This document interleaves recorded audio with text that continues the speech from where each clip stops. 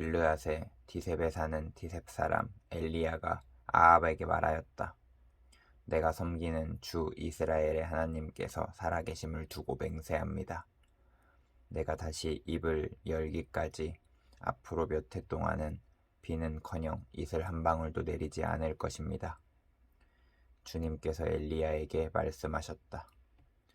이곳을 떠나서 동쪽으로 가거라.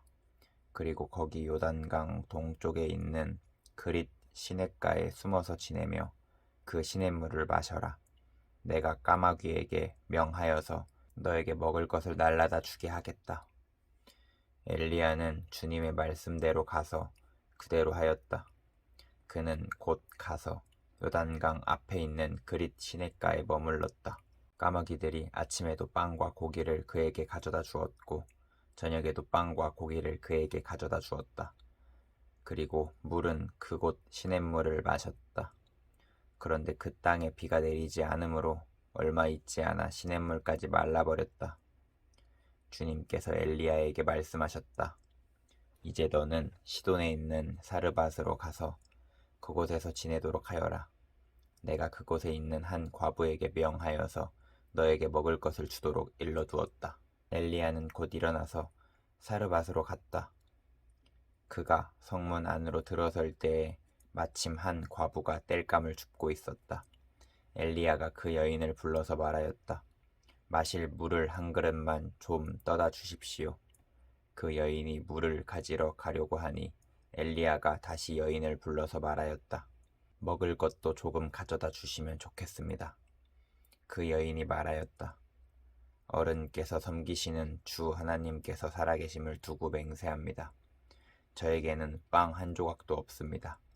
다만 뒤주에 밀가루가 한 줌 정도 그리고 병에 기름이 몇 방울 남아 있을 뿐입니다. 보시다시피 저는 지금 땔감을 줍고 있습니다. 이것을 가지고 가서 저와 제 아들이 죽기 전에 마지막으로 남아있는 것을 모두 먹으려고 합니다. 엘리야가 그 여인에게 말하였다. 두려워하지 말고 가서 방금 말한 대로 하십시오. 그러나 음식을 만들어서 우선 나에게 먼저 가지고 오십시오. 그 뒤에 그대와 아들이 먹을 음식을 만들도록 하십시오. 주님께서 이 땅에 다시 비를 내려주실 때까지 그 뒤주의 밀가루가 떨어지지 않을 것이며 병의 기름이 마르지 않을 것이라고 주 이스라엘의 하나님께서 말씀하셨습니다. 그 여인은 가서 엘리야의 말대로 하였다. 과연 그 여인과 엘리야와 그 여인의 식구가 여러 날 동안 먹었지만 뒤주의 밀가루가 떨어지지 않고 병의 기름도 마르지 않았다. 주님께서 엘리야를 시켜서 하신 주님의 말씀대로 되었다. 이런 일이 있은 뒤에 이 집 여주인의 아들이 병이 들었다. 그의 병은 매우 위중하여서 끝내는 숨을 거두고 말았다. 그러자 그 여인은 엘리야에게 이렇게 말하였다. 하나님의 사람이신 어른께서 저와 무슨 상관이 있다고 이렇게 저에게 오셔서 저의 죄를 기억나게 하시고 제 아들을 죽게 하십니까? 엘리야가 그 여인에게 아들을 달라고 하면서 그 여인의 품에서 그 아이를 받아 안고 자기가 머물고 있는 다락으로 올라갔다. 그리고 그를 자기의 침대 위에 뉘어놓고 주님께 부르짖었다. 주, 나의 하나님, 어찌하여 내가 머물고 있는 이 집의 과부에게 이렇게 재앙을 내리시어 그 아들을 죽게 하십니까? 그는 그 아이의 몸 위에 3번이나 엎드려서 몸과 몸을 맞춘 다음 주님께 또 부르짖었다.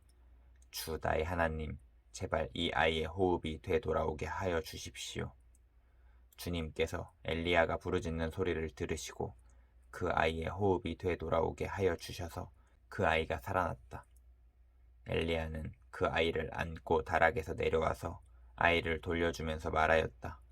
보시오, 아들이 살아났습니다. 그 여인이 엘리야에게 말하였다.